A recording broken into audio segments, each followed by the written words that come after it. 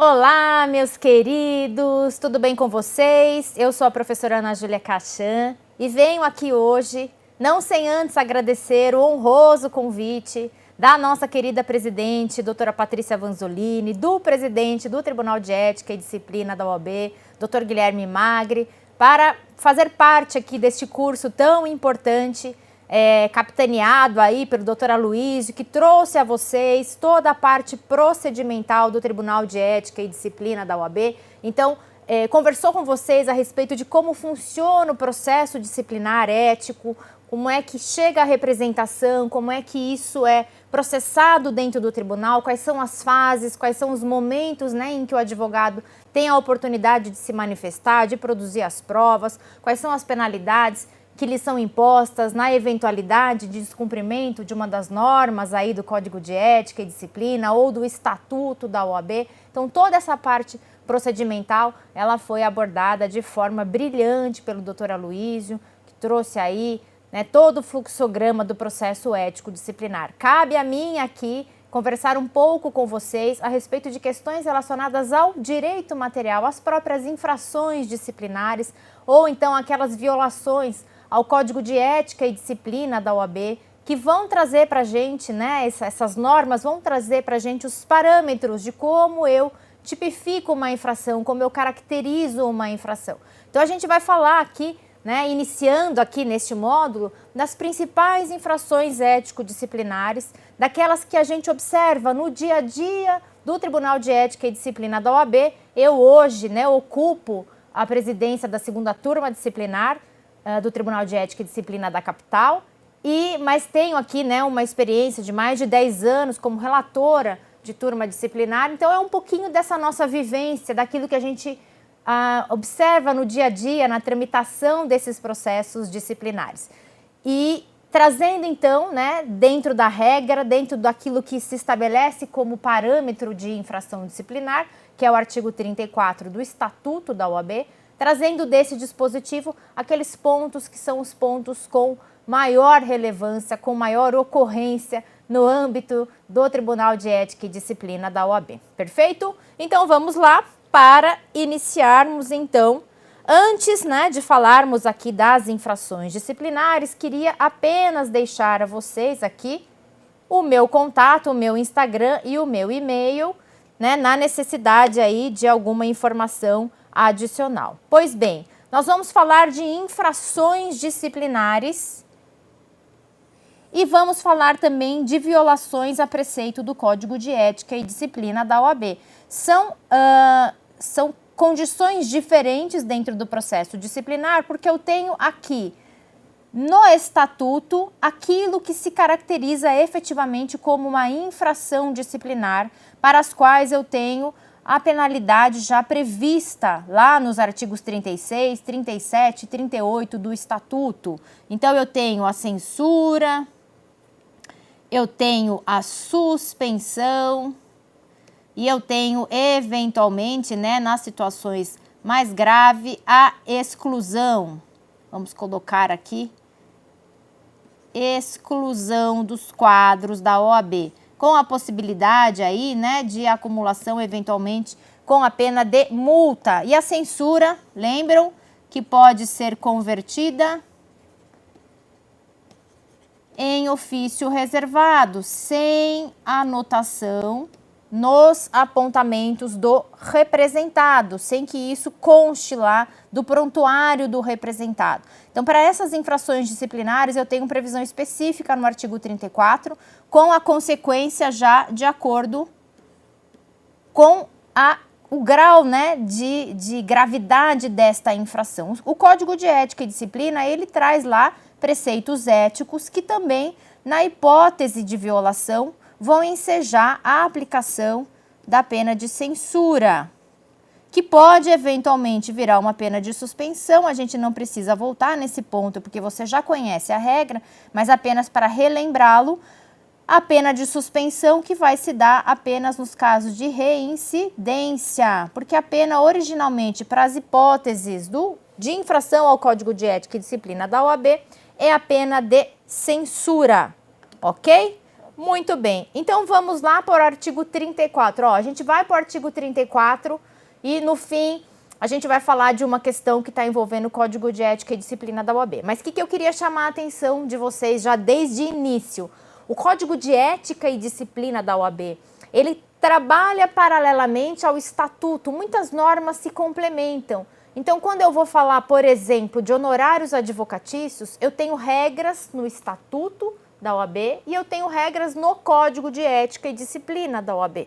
Então, eu preciso necessariamente fazer o confronto dessas normas, trabalhar com essas normas conjuntamente para que eu possa compreender o alcance daquilo que o legislador espera do advogado como parâmetro ético para o exercício da sua advocacia, né? A ética é essencial para que a gente mantenha, né, a advocacia, que a gente exerça o nosso papel de advogado, mantendo o Estado democrático de direito, mantendo segurança jurídica para a população de forma geral. Então, a função aqui, né, do Código de Ética é trazer essa parametrização que protege a sociedade, mas que também protege a classe, principalmente protege os advogados, aqueles que cumprem a norma, aqueles que observam os parâmetros éticos, eles é que são protegidos quando existe aí a investigação, a instauração de um procedimento contra aqueles que violam as normas, os preceitos éticos, perfeito? Então vamos lá, então primeira norma que eu trago aqui é o inciso 7º, tá? Do artigo 34 do Estatuto da OAB. Aí você vai se perguntar, se você tiver com o teu estatuto aberto aí, por que eu não estou falando de captação de clientela ou de angariar clientes, né? Que são aquelas infrações dos incisos 3º e do inciso 4º do Estatuto da OAB, que são infrações, infelizmente, aí com alto grau, né, de incidência também e que passam aí por um questionamento um pouco mais complexo, que envolve a publicidade, que envolve o marketing na advocacia, que envolve as formas aí que o advogado precisa se utilizar hoje para a captação de clientela. Vejam que a norma, né, se a gente fizer a leitura atenta do dispositivo, a norma diz lá que constitui infração disciplinar a captação indevida de clientela. Então, o termo indevido significa que eu utilizo de meios que escapam do conceito do que é permitido pela legislação. Mas nesse particular, a gente tem uma novidade, que é o provimento 205 de 2021, uma norma que vai tratar de publicidade, de rede social, de ferramentas que a gente tem, da utilização dos meios telemáticos. Então, eu fracionei aqui, fiz um corte nas principais infrações para que a gente tivesse um módulo próprio só de publicidade, marketing e da gente estudar esse novo provimento e entender aquilo que é possível que a gente utilize como ferramenta, como instrumento para chegar até o cliente sem que isso signifique, sem que isso represente uma infração disciplinar. Perfeito? É por isso que eu já estou partindo para o inciso 6º, que é a violar sem justa causa o sigilo profissional. O sigilo profissional, ele vem da ideia de que o advogado, quando toma conhecimento de fatos, quando toma conhecimento de circunstâncias, quando toma conhecimento de documentos, em razão desta sua relação profissional, ele deve guardar sigilo com relação a esses dados, a esses fatos, a essas circunstâncias, a esses documentos, a esses elementos.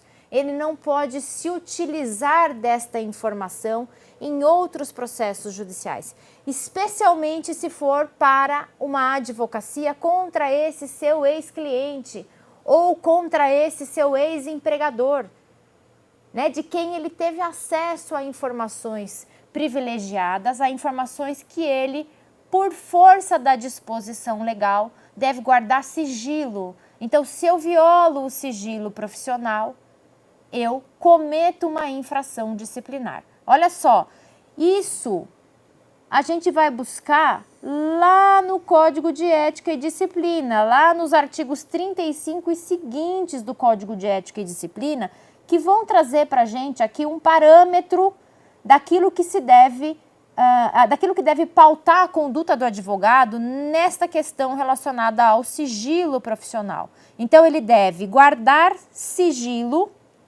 dos fatos que tome ciência em razão da sua profissão. E esta é uma norma de ordem pública. O que significa dizer que o sigilo é uma norma de ordem pública? Significa dizer que eu, advogado, daquilo que eu tomo ciência em razão da minha profissão, eu não preciso necessariamente de um documento do meu cliente dizendo que aquela informação é sigilosa. Ou eu não preciso de um termo de confidencialidade para saber que eu não posso usar aquela informação. Porque essa é uma norma de ordem pública. Então, independentemente do cliente exigir a confidencialidade, como vai acontecer, né? Quem advoga para a empresa sabe bem do que eu estou falando. Muitas vezes você tem acesso a informações e você assina um termo de confidencialidade que é para dizer que você não vai revelar aqueles fatos.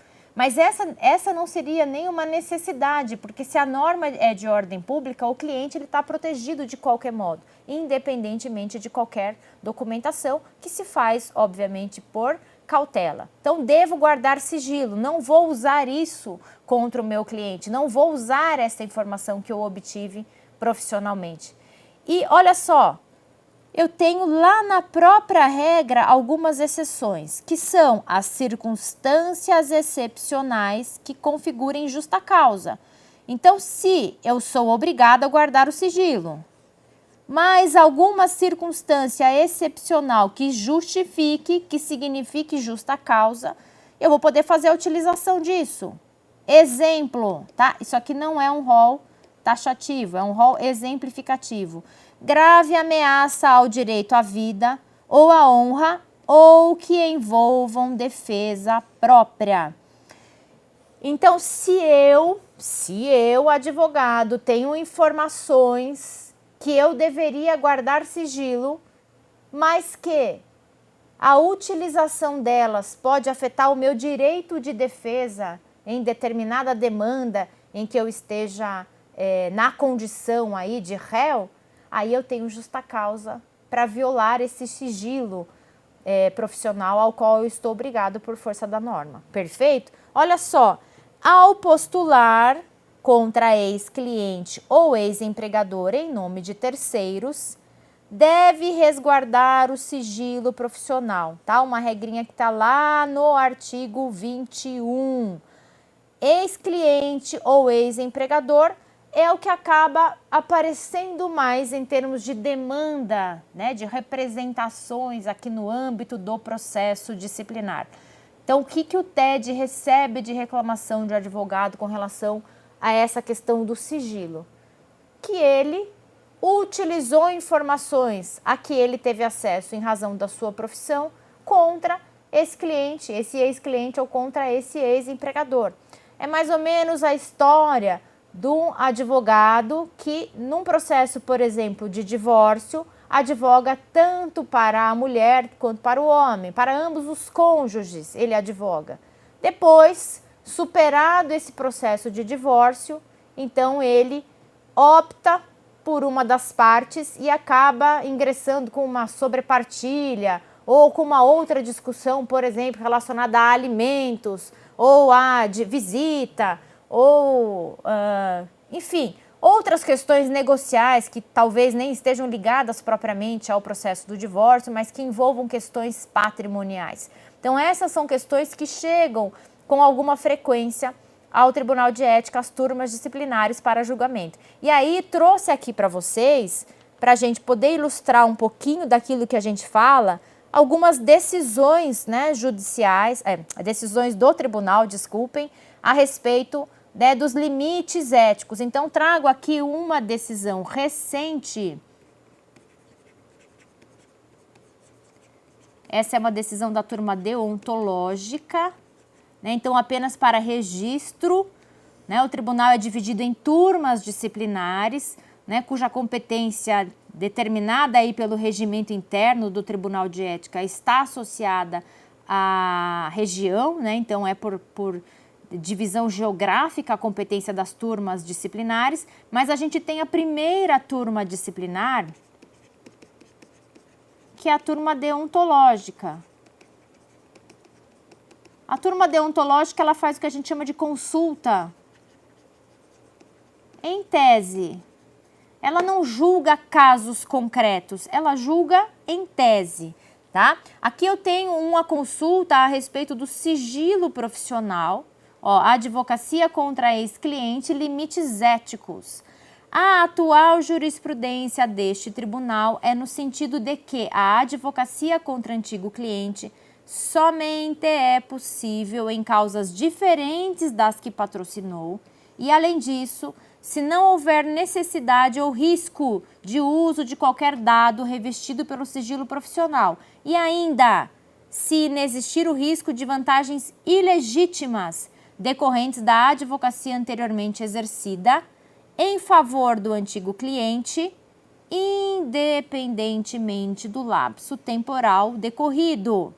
Tá? E aqui um parêntese com relação a essa questão do lapso temporal decorrido. A gente vinha numa construção jurisprudencial administrativa muito vinculada ao tempo, né? A este limite temporal. Por quanto tempo eu tenho que guardar, né, para depois advogar contra um ex-cliente. E esta ideia do tempo, ela vem sendo afastada nessa construção mais moderna jurisprudencial, justamente pelo fato de que mesmo transcorrido determinado lapso temporal, talvez a utilização daquela informação sigilosa traga prejuízos evidentes ao ex-cliente e vantagens indevidas ao advogado que delas vai se utilizar. Então, aqui, a possibilidade da advocacia, ela está muito atrelada a este princípio de que esta informação sigilosa não vai ser significativa dentro do processo a ponto de causar prejuízo para o cliente, o ex-cliente, ou vantagem indevida, tá? Para o advogado. Olha só, vamos voltar aqui. As ações que não poderão ter qualquer relação fática ou jurídica com aquelas em que tenha atuado, nem tampouco conexão entendida em sentido amplo. Os artigos 1º e 2º do Código de Ética e Disciplina dispõem que o exercício da advocacia exige conduta compatível com os preceitos deste Código, do Estatuto, do Regulamento Geral, dos provimentos e com os princípios da moral individual, social e profissional, e que cumpre ao advogado, dentre seus deveres, preservar em sua conduta a honra, a nobreza e a dignidade da profissão e atuar com destemor, independência, honestidade, decoro, veracidade, lealdade, dignidade e boa-fé. Razão pela qual, sendo o advogado o primeiro juiz da causa, não pode olvidar de tais preceitos antes de aceitar advogar contra ex-cliente. A ideia aqui é que o advogado naturalmente preserve no exercício da sua profissão todos aqueles parâmetros éticos estabelecidos pela norma.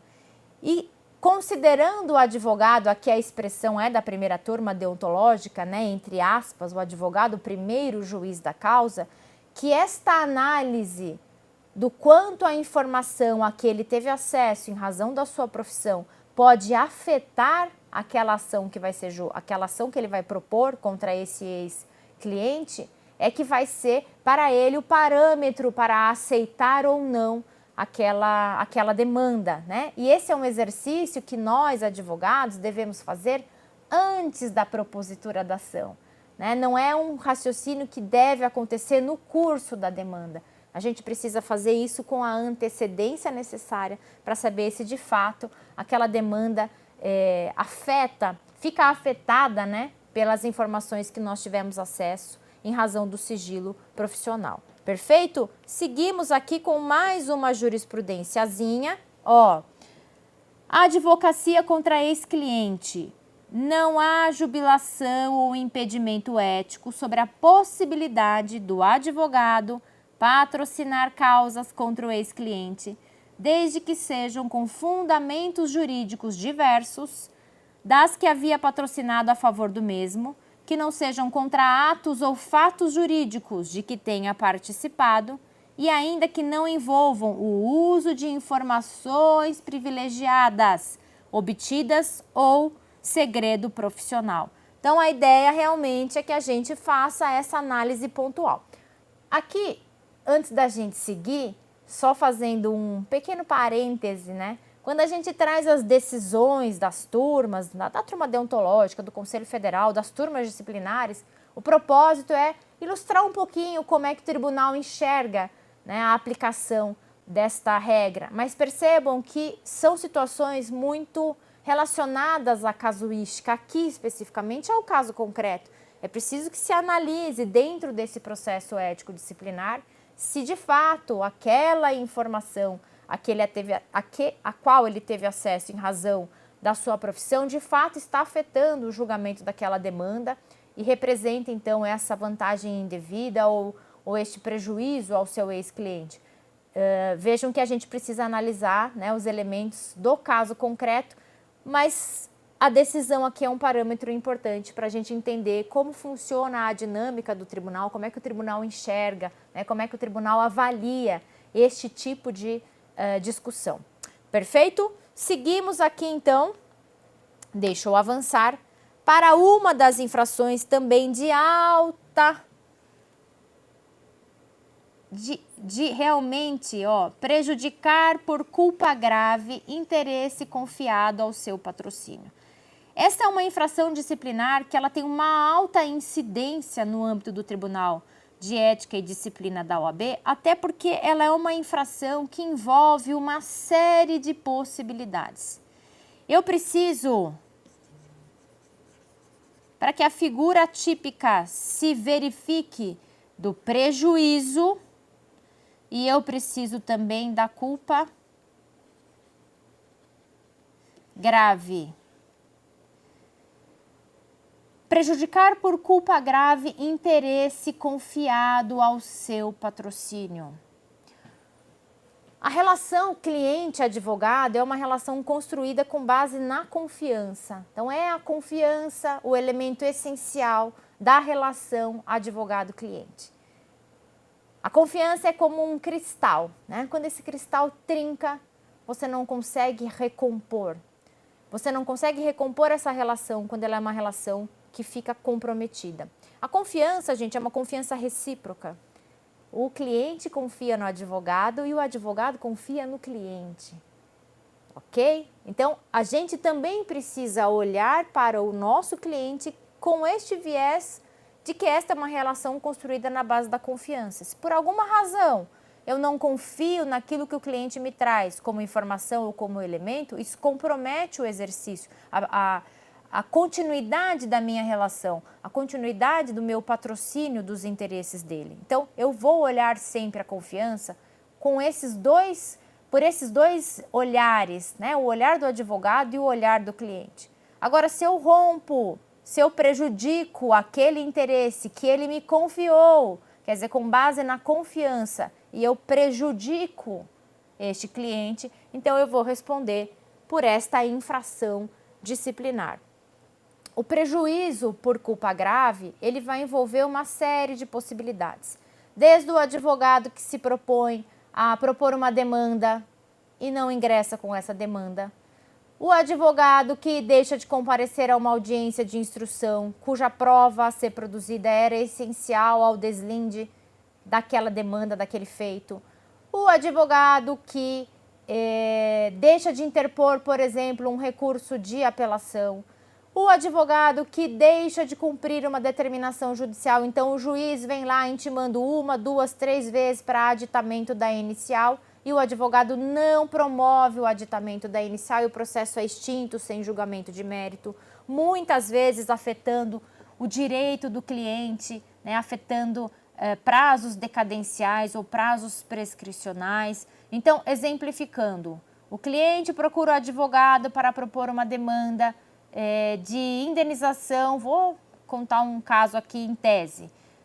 O advogado é procurado por um cliente para propor uma demanda de indenização por acidente do trabalho contra a empresa onde ele trabalhava, porque ele tem lá uma sequela, tem uma doença profissional que foi adquirida em razão das condições de trabalho. Então ele procura esse advogado, faz o contrato de honorários, assina a procuração, não antecipa honorários, né? Porque nesse tipo de contratação, na imensa maioria das situações, até aplicando aquilo que a tabela recomenda como parâmetros mínimos para a advocacia trabalhista, nós temos lá aquele contrato de risco, né? O contrato cota-litis, ele vai cobrar de 20% a 30% do valor que o cliente teria direito na demanda em caso de sucesso, né? No resultado útil do processo. Perfeito? E o cliente vai lá, entrega toda a documentação, assina a procuração, o contrato, e o advogado não propõe a demanda. E quando o cliente se dá conta de que o advogado não propôs essa demanda, o prazo para tal já foi esgotado. Então ele tem um prejuízo evidente porque atinge o próprio direito dele de reclamar contra a empresa. A gente sabe se a demanda seria, né, teria sucesso ou não, mas ele perdeu a chance de discutir judicialmente justamente pelo fato do advogado não ter proposto a ação dentro daquele prazo estabelecido, né, pela legislação, especificamente aqui no caso da demanda trabalhista, naqueles 2 anos que ele tem para propor a demanda, não faz isso e causa um prejuízo ao seu cliente. Isso é prejudicar por culpa grave o interesse confiado ao seu patrocínio. Aí você vai pensar assim, porque existe sempre o outro lado da história, né? Você vai pensar assim, bom, será que ele não propôs essa demanda porque de fato ele não...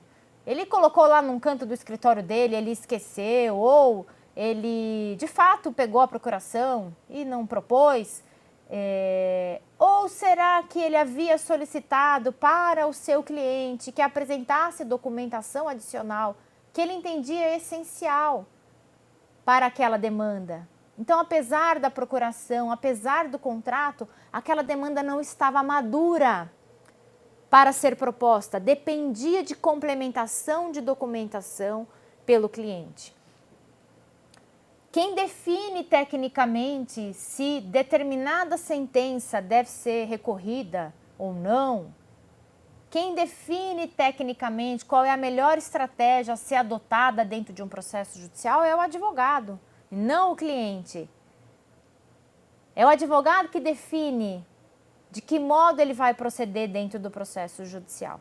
Então a gente precisa sempre colocar na balança os dois lados para entender que, apesar de algumas vezes a situação sugerir que de fato o advogado, né, não cumpriu aí com os seus deveres éticos, muitas vezes ele não o fez pelo fato de que ele dependia de dados, esclarecimentos, informações, documentos que o cliente deveria fornecer e não forneceu. E aí eu vou dizer uma coisa para vocês, que logo quando eu comecei na advocacia, eu era estagiária ainda, num escritório com um advogado já com muitos anos de experiência, eu lá iniciando, muito jovenzinha, né, gente, eu tenho 20 e tantos anos de advocacia, ele me disse uma frase que me marcou profundamente, que eu carrego todos os dias comigo na advocacia. O advogado defende o cliente e se defende do cliente. E essa é uma verdade que a gente precisa carregar conosco. Muitas vezes o advogado deixa de tomar determinada providência porque ele dependia de um dado ou de uma informação que o cliente deveria trazer, mas ele não cuidou de documentar, que diligenciou no sentido de obter essa documentação.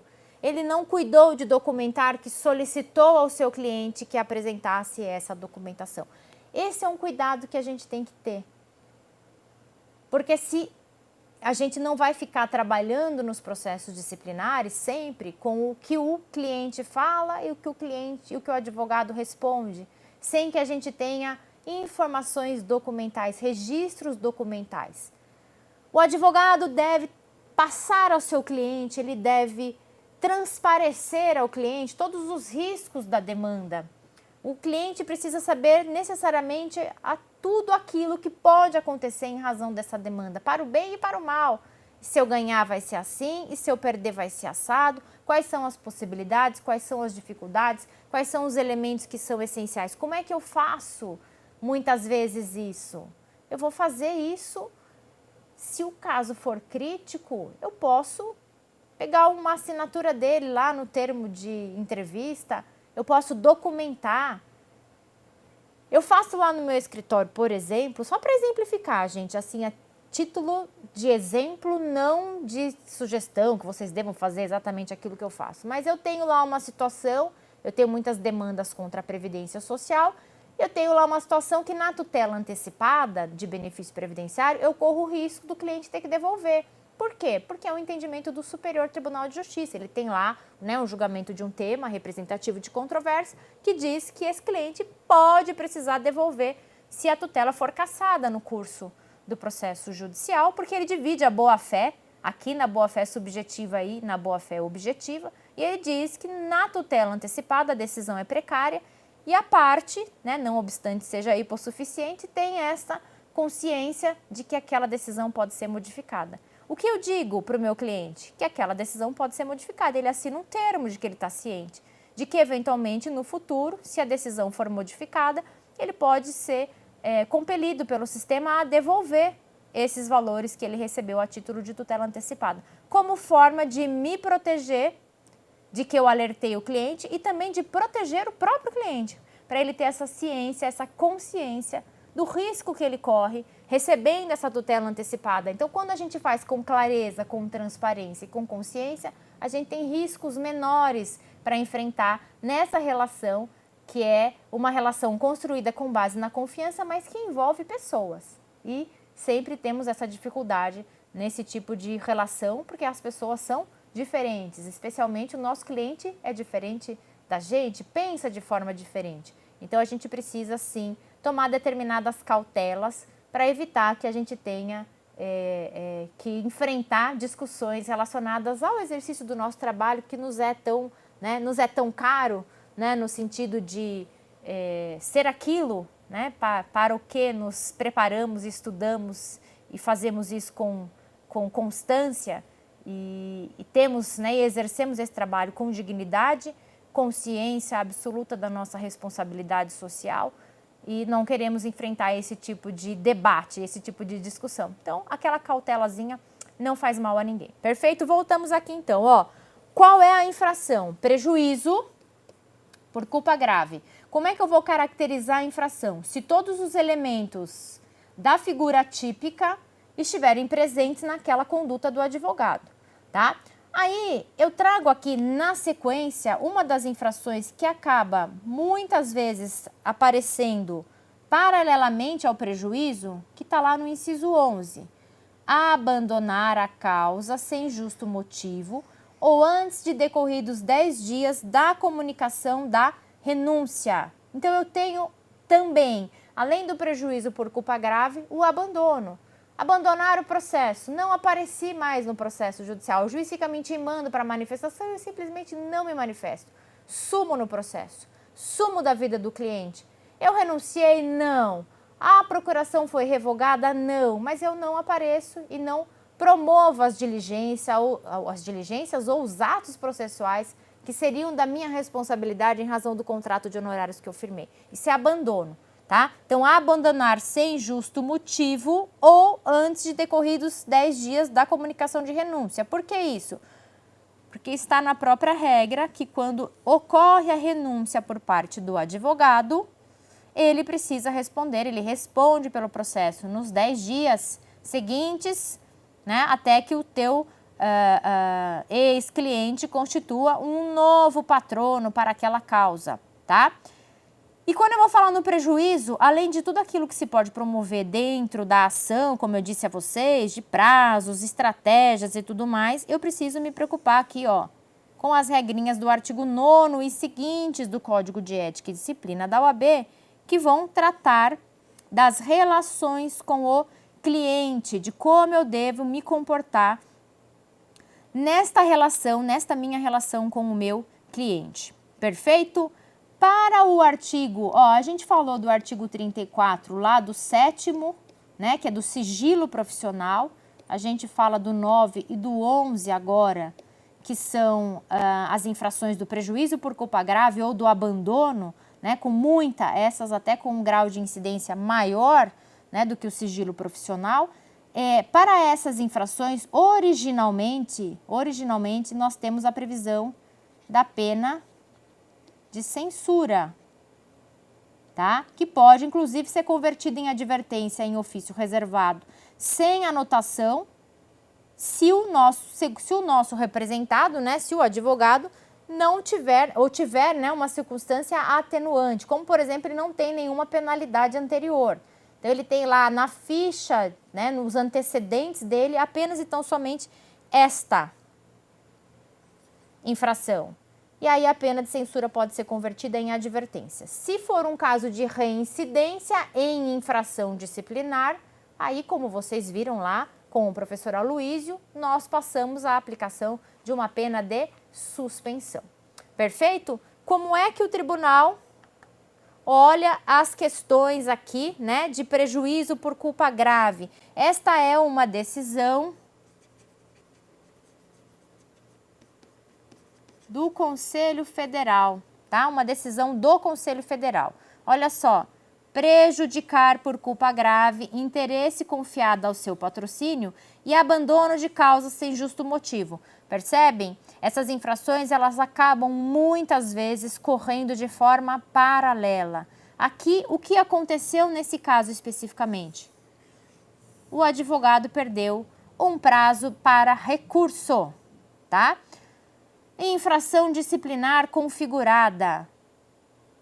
Recurso do representante parcialmente provido para restabelecer a condenação de primeira instância à sanção disciplinar de censura, convertida em advertência em ofício reservado, sem registro nos assentamentos da advogada. Por quê? Porque possivelmente aqui um caso em que havia alguma circunstância atenuante que autorizava a conversão da pena de censura em advertência. A gente usa muito o parâmetro da inexistência de infrações anteriores, tá?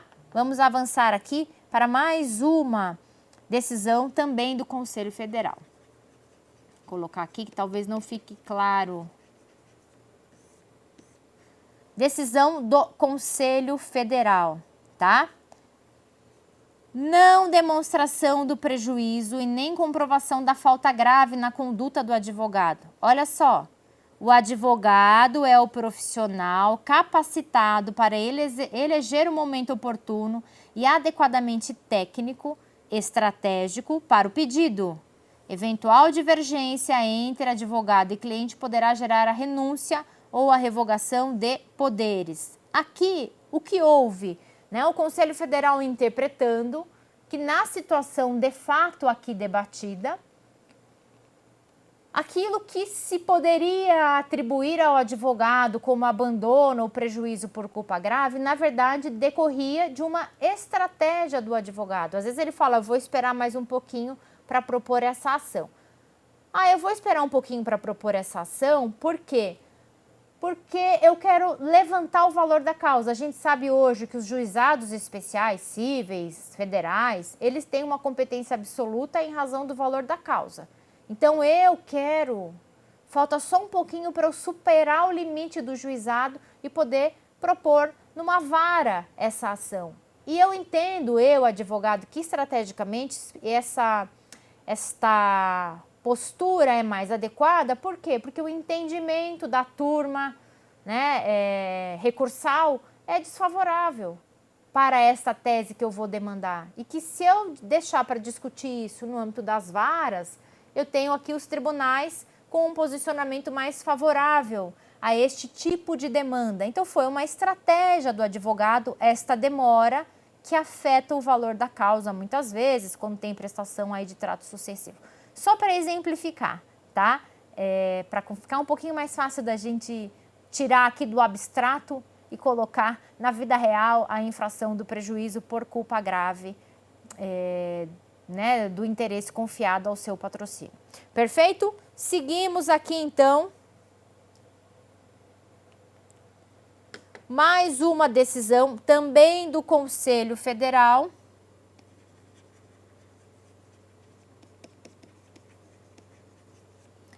Prejudicar por culpa grave interesse confiado ao seu patrocínio e abandono de causa sem justo motivo. infrações disciplinares configuradas. Olha só, a advogada que não interpõe recurso de apelação contra a sentença que extinguiu a ação de execução de alimentos por falta de atendimento às intimações judiciais. E aqui, então, ficou restabelecida a condenação na sanção de censura por infração ao artigo 34, incisos 9 e 11 do artigo 34 do Estatuto da OAB. Percebem? Aqui não se justificou a ausência do recurso por uma estratégia processual. Aqui entendeu o Conselho Federal que esta omissão, que o fato dela não interpor, né, o recurso cabível, causou um prejuízo para o seu cliente e, portanto, manteve a condenação na pena de censura, que é a pena que a legislação prevê, né, o artigo 36 prevê para este tipo de infração. A suspensão é só, então, na reincidência. Perfeito? Seguimos aqui para falarmos das infrações que talvez sejam aquelas, de fato, com um índice de ocorrência muito importante dentro do tribunal e, obviamente, que infrações que têm uma gravidade, né, que geram, independentemente de qualquer circunstância, a aplicação da pena de suspensão, tá? Que, no caso, pode ser prorrogada até a efetiva prestação de contas. Está lá no artigo 37, parágrafo 2º do Estatuto da OAB, a previsão de que nesses casos aqui, né, quando o advogado representado pratica este tipo de infração, ela tem que ser prorrogada até a efetiva prestação de contas. Perfeito? Quais são, então, as infrações dos incisos 20 e 21 do Estatuto? Locupletar-se, por qualquer forma, à custa do cliente ou da parte adversa, por si ou interposta pessoa.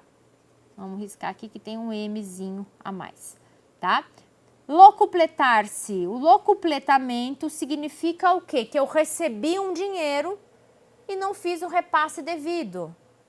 Significa, por exemplo, que o advogado foi lá no banco, sacou um alvará numa reclamação trabalhista, sacou um dinheiro lá depositado pelo INSS, recebeu um acordo feito com uma empresa lá no processo civil, com um banco lá no processo civil na conta dele e não repassou para o seu cliente. Locupletamento é isso. Significa que eu peguei um dinheiro que era do meu cliente e não repassei para ele, tá? Então essa é uma infração que ela tem uma gravidade enorme. Ela inclusive gera apuração de crime de apropriação indébita. Então muitas vezes o processo disciplinar que envolve o locupletamento, ele tem paralelamente a ele um procedimento criminal envolvendo a apropriação indébita, quando o advogado de fato pega um dinheiro do cliente e não repassa. Então esse é gravíssimo. Esse exige um olhar, né, muito atento do tribunal, porque este é o tipo de postura que afeta a advocacia como um todo. Afeta a sociedade, mas afeta a advocacia, afeta aos advogados que trabalham de acordo com os preceitos éticos. Então, há um olhar atento a essas situações de locupletamento. Perfeito? Mas eu preciso, de fato, ter elementos probatórios de que o advogado realmente recebeu os valores e não repassou ao cliente, né? E na mesma linha, quase que como uma complementação, eu tenho o 21, que é recusar-se injustificadamente a prestar contas ao cliente de quantias recebidas dele ou de terceiros por conta dele. Recusar-se a prestar contas ao cliente. Prestar contas é um termo, né, que nos remete lá àquela chamada ação de prestação de contas, né, prevista na nossa legislação civil. E é mais ou menos isso. Olha, eu recebi determinado valor, eu tenho que prestar contas. Esse dinheiro é de quem? Qual parte desse dinheiro cabe a mim, advogado, e qual cabe ao meu cliente? Qual parte é relacionada a custas? qual parte é reembolso de alguma despesa. Eu preciso prestar contas ao meu cliente daqueles valores que eu recebi. Sob pena disso, caracterizar uma infração disciplinar que vai gerar, consequentemente, uma pena prorrogável. Olha só, quando eu penso em locupletamento, quando eu penso em prestação de contas, eu necessariamente vou atrelar esses dispositivos às regras que impactam os honorários advocatícios. Muitas vezes o locupletamento ele vai se dar nesta condição que eu disse, olha, fui lá, peguei o dinheiro do alvará e não repassei para o meu cliente. Aí eu tenho o locupletamento, não tem contrato de honorários que salve, não é? Mas eu tenho situações em que eu recebi num processo judicial determinada quantia e no momento de fazer o repasse para o cliente, eu cumprindo o que o contrato de honorários estabelecia, descontei despesas, custas, algum reembolso de perito, os honorários convencionais, contratuais, os honorários sucumbenciais fixados no processo. E talvez eu tenha chegado em números que afetem a própria norma quando ela estabelece parâmetros de fixação de honorários advocatícios. Ela põe limites nos nossos honorários advocatícios, em algumas situações. Então, eu preciso, para entender se houve locupletamento, se houve falta de prestação de contas, eu preciso pensar em honorários advocatícios. E aí a gente vai lá, ó, tanto no Código de Ética e Disciplina, quanto no Estatuto da OAB, para tratar de parâmetros relacionados aos honorários advocatícios. Eu vou avançar aqui, porque nós temos os honorários contratuais, aqueles que eu estabeleço com a parte, com o meu cliente. Eu tenho os honorários sucumbenciais, que são verba autônoma do advogado, que não se confunde com os honorários contratuais, mas que, por exemplo, nos casos de contrato de risco, do contrato cota-litis, na somatória não pode ultrapassar 50% do valor que cabe ao cliente. Eu tenho os honorários fixados por arbitramento e eu tenho os honorários assistenciais nas ações coletivas. E aí eu já vou avançar aqui para falar um pouquinho de contrato de honorários, né? Não é o nosso propósito aqui, mas para trazer algumas ideias que elas vão ser importantes para a gente seguir aqui na interpretação que as decisões do Tribunal de Ética trazem a respeito de locupletamento e de falta de prestação de contas. Ó, contrato de honorários pode ser verbal ou escrito sem forma especial. Eu posso formalizar um contrato de honorários verbalmente com o meu cliente, eu não tenho restrição com relação a isso. Existem situações, inclusive, que dada a urgência da medida, da demanda, eu vou fazer um contrato verbal. Que eu não tenho lá para sacar no meio da minha conversa com o cliente, um contrato lá para a gente preencher manualmente, formalizar antes de eu propor a medida que eu preciso. Se ele está lá, por exemplo, é um réu preso, o advogado vai para a delegacia. É mais complexo você falar num contrato escrito que traga todas as previsões. Mas se aquela contratação é feita com a possibilidade do contrato ser formalizado por escrito, com todas as previsões a respeito dessa contratação, com todas as possibilidades, se pode ter compensação, qual é a base de incidência dos honorários, qual é o valor devido em caso de rescisão antecipada do contrato. Se eu tenho essa possibilidade, por que não formalizar o contrato por escrito? Por que não estabelecer toda a métrica dessa contratação? Por que correr o risco de discutir uma contratação verbal no futuro, quando o cliente pode se insurgir contra os valores que eu estou cobrando dele? Então é importante, porque esse contrato ele vai dizer qual é o valor, como é que vai pagar, qual é a base, quando vai pagar, qual é o serviço que eu tenho que prestar. Às vezes o cliente acha que contratou o advogado para fazer uma coisa, mas contratou para fazer outra. E aí ele vai lá reclamar, olha, mas eu falei para ele, ele falou para mim que ele ia fazer tal coisa. Contrato por escrito resolve muitos dos nossos problemas quando a gente vai enfrentar demandas contra os clientes que têm, eventualmente, algum questionamento com relação a essa questão.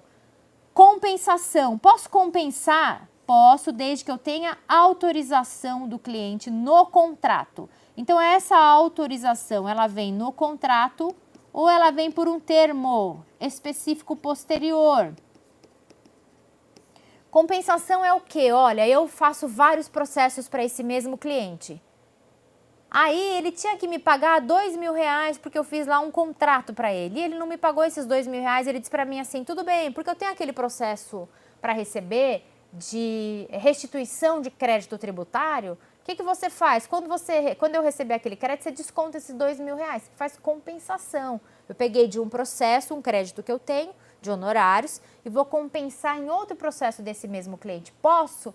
Posso, desde que eu tenha autorização, desde que tenha previsão específica no contrato de honorários ou que, no futuro, este meu cliente tenha me dado essa autorização.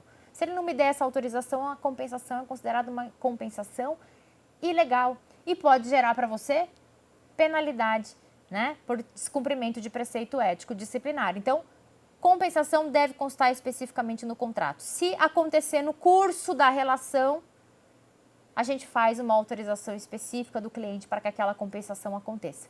A ideia do documentar para não ter dor de cabeça posterior. Perfeito? Ó, deverá ser observado o valor mínimo previsto na tabela. Os honorários, eles têm que ser fixados com moderação, né? Levam em conta o grau de dificuldade, o tempo a ser despendido pelo advogado, questões geográficas, enfim, o artigo 49 do Código de Ética traz esses parâmetros. Mas eu preciso evitar o aviltamento. O aviltamento é o quê? É honorários muito baixos, honorários que não respeitam aqueles padrões mínimos estabelecidos pela tabela da OAB.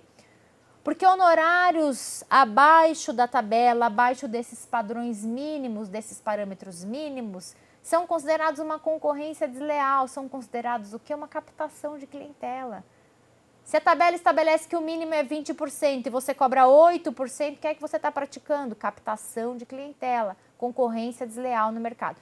Ai, poxa, mas a tabela às vezes ela tem parâmetros mínimos que são fora da realidade, porque ela leva em conta uma média, né? Então você vai ter eventualmente algum cliente que não tem financeiramente condição de chegar àqueles números estabelecidos pela tabela. Ou então que a demanda dele, né, não tem o custo-benefício no final, né, os honorários ficam mais caros do que aquilo que ele tem para receber na demanda.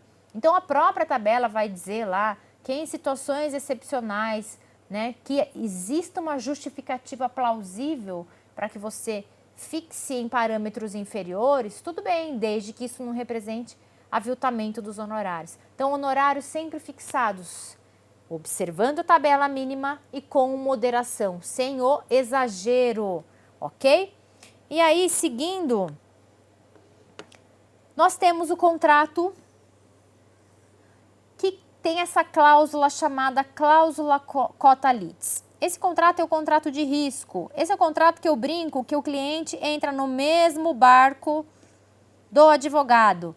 Se a gente remar junto, chegar no final, passar para a margem de lá, todo mundo vai ser feliz. O cliente tem a parte dele, o advogado também. Se perder no meio do caminho, ninguém ganha. É o contrato de risco. O cliente contrata o advogado e o advogado corre o risco da demanda. Ele vai receber lá no final. O que se estabelece no contrato de risco como limite? O que é que a lei estabelece como limite? Você tem que fixar os honorários em pecúnia. Você vai fixar os honorários num percentual a incidir sobre aquilo que seu cliente vai receber dentro do processo. Então, vamos exemplificar a tabela da OAB. Para ações trabalhistas e previdenciárias, ela vai, São Paulo, tá? De 20% a 30% do resultado útil do processo. O que estabelece aqui a lei? Ó, que na soma dos contratuais mais sucumbenciais, o advogado não pode ganhar mais do cliente. Então, não pode ultrapassar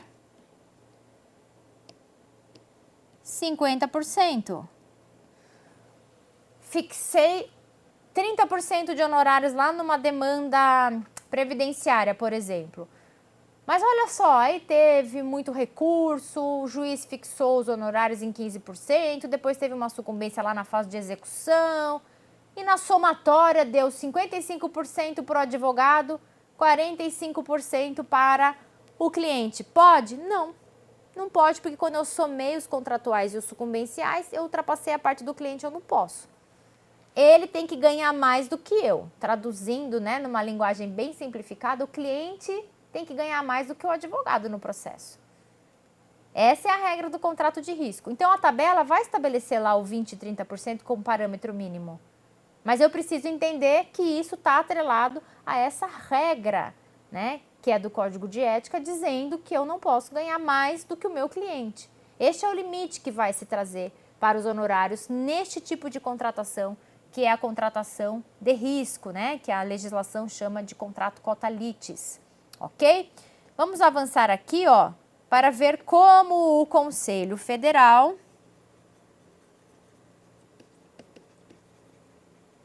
tem olhado para esse tipo de situação, ó. Locupletamento, então é o cliente, o advogado, né, que recebeu dinheiro e não repassou para o seu cliente. Ó, artigo 20, inciso 20 do artigo 34. Alegação de compensação com outros honorários devidos em razão da prestação de outros serviços profissionais ao mesmo cliente. Ausência de comprovação e impossibilidade de compensação. Jurisprudência do Conselho é pacífica no sentido de a compensação de valores recebidos do cliente com honorários advocatícios devidos em decorrência de prestação de serviços ou em outras demandas para o mesmo cliente de qualquer sorte, somente é admitida se houver expressa autorização do cliente ou previsão contratual.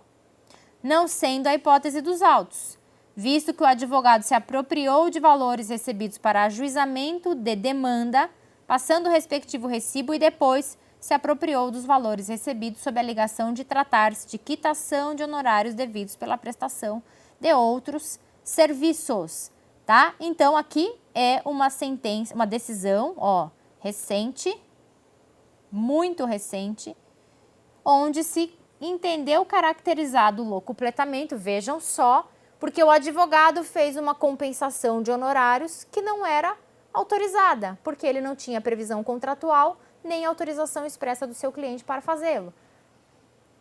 Pode ser que essa compensação até tivesse sido combinada verbalmente, mas não houve aqui, né, como comprovar a autorização.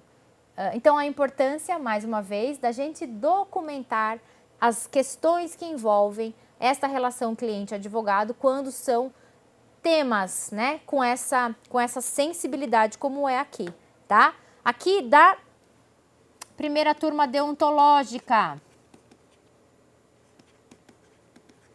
Em matéria previdenciária, né? Em matéria previdenciária e trabalhista a gente tem bastante discussão, tá? Em matéria previdenciária aqui, ó, a cobrança, a base de incidência dos honorários sobre os valores recebidos até o trânsito em julgado da ação, acrescido de 12 parcelas a vencer. Princípios da moderação, razoabilidade e proporcionalidade. Olha só, em ações de natureza previdenciária, a base de cálculo para a aplicação do percentual de êxito definido no contrato de prestação de serviços jurídicos é o benefício econômico alcançado para o cliente até o trânsito em julgado da ação, podendo ser acrescidas à base de cálculo 12 parcelas vincendas, tá? Em qualquer hipótese, os honorários não poderão ultrapassar o limite de 30%. O que ele está dizendo aqui, ó? No processo previdenciário, imagine que o advogado conseguiu lá uma aposentadoria para o cliente. O cliente vai receber a aposentadoria dele a vida inteira. Então, a base dos honorários são as prestações que se venceram nesse processo, prestações da aposentadoria, que se venceram nesse processo até o trânsito em julgado, e o advogado pode incluir mais 12 vincendas, porque o proveito econômico desse cliente com essa aposentadoria concedida é até lá, né, até a morte dele. Então, nessas circunstâncias, veja que eu não estou afetando o percentual, eu estou afetando a base de cálculo, a base sobre a qual incidirão os honorários advocatícios. Aqui não tem locupletamento, porque aqui eu tenho uma autorização, isso está na própria tabela da OAB, tá?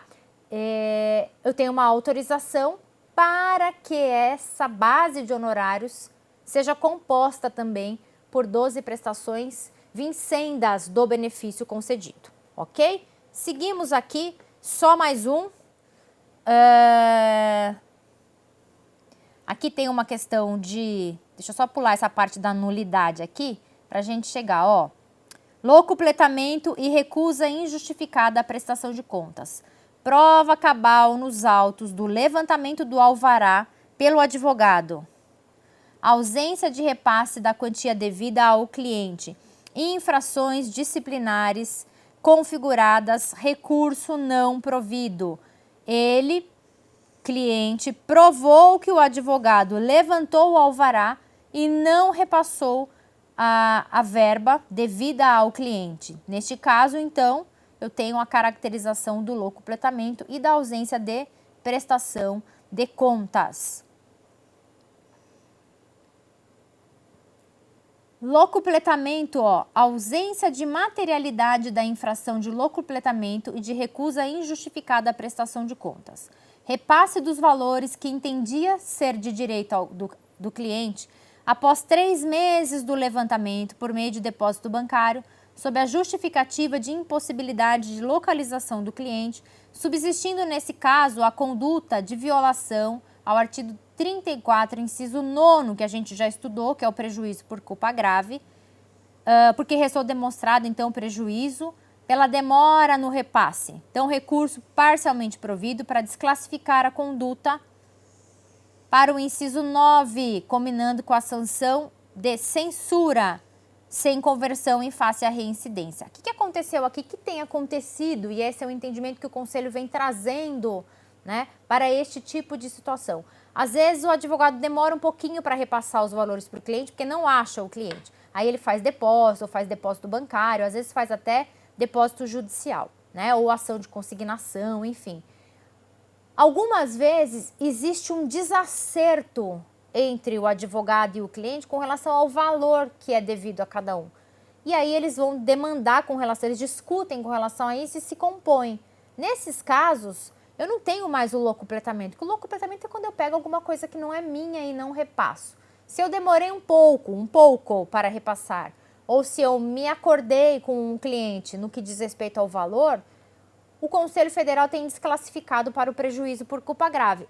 Por que isso, gente? Porque para o locupletamento a pena é de suspensão.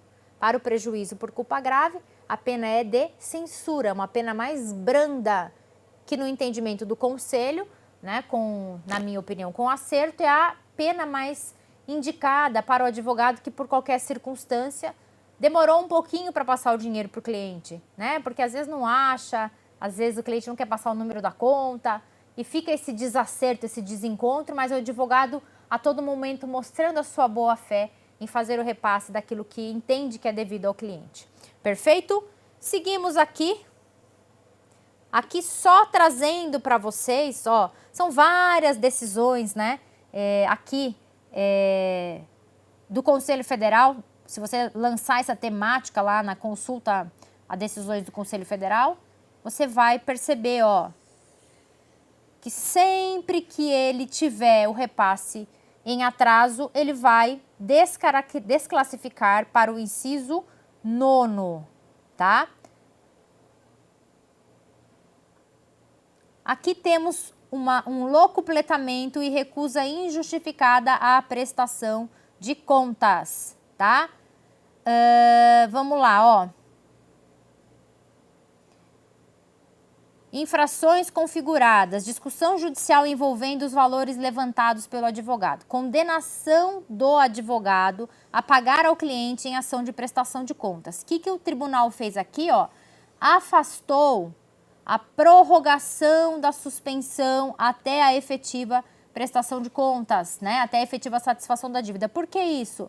Porque já houve debate judicial a respeito da prestação de contas e lá nesse processo judicial o advogado teve que pagar ao cliente aquilo que se determinou lá como devido neste descompasso entre o advogado e o cliente sobre o valor efetivamente devido.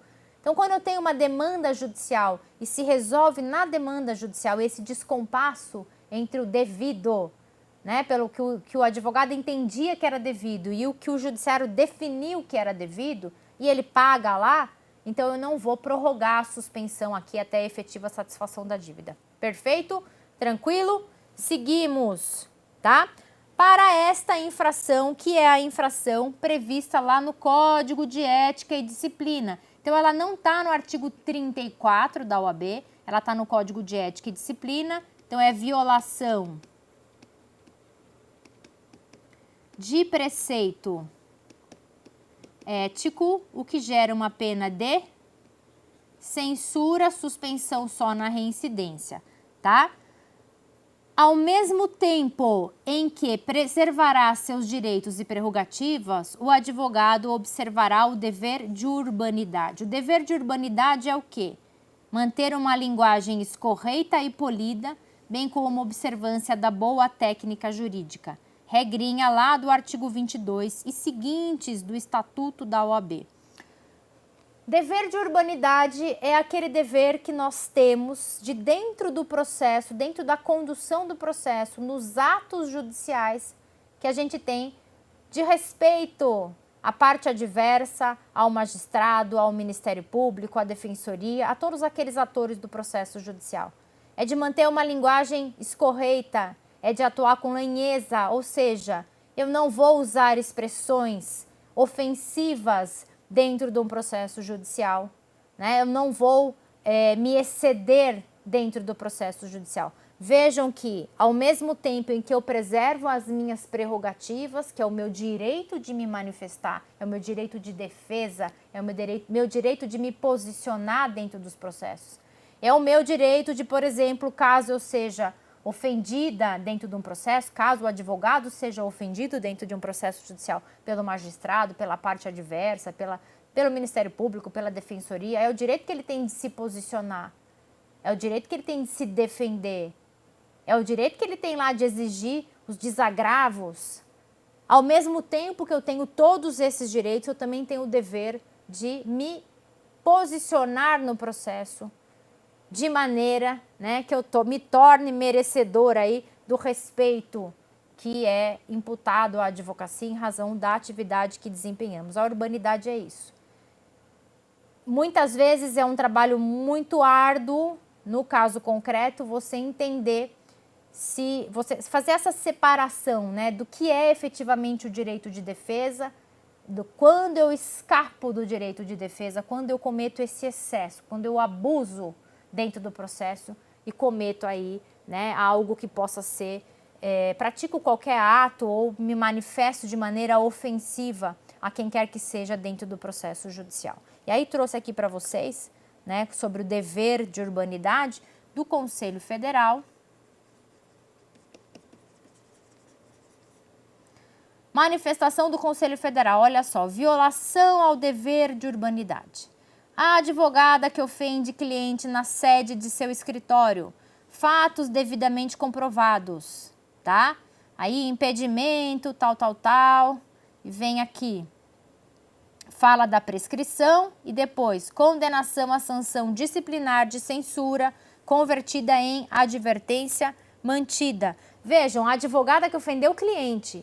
Eu poderia ter ofendido a parte adversa, o advogado da parte adversa, o juiz, o Ministério Público, eu posso me comportar mal numa audiência, não posso me comportar mal no balcão do cartório, a gente faz pouco balcão de cartório, mas posso me comportar mal no balcão de cartório, posso me utilizar de expressões ofensivas, seja verbalmente, seja por escrito dentro de um processo judicial, e todas as vezes que eu ultrapassar este limite, que é o limite do meu direito de defesa, do direito de preservar as minhas prerrogativas que são tão importantes no exercício da profissão, aí eu posso responder por violação ao dever de urbanidade.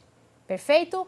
Então temos essa linha, né, do momento em que eu ultrapasso aquilo que é direito, aquilo que é proteção do advogado e cometo o excesso, cometo o exagero. Aí sim eu tenho a violação do dever de urbanidade. Perfeitos, tranquilos até aqui? Neste módulozinho, principais infrações disciplinares, eu fiz a fatia, então, dentro aqui, né, das principais infrações disciplinares para a gente estudar num módulo próprio, num bloco próprio, o novo provimento da publicidade, que é, né, de fato, aquele tipo de postura do advogado que gera a captação de clientela ou angariar causas. E aí a gente vai tratar disso no módulo próprio. Então, agradeço até aqui a sua atenção. Muito obrigada e te espero na aulinha de publicidade. Um beijo grande e sucesso na sua jornada.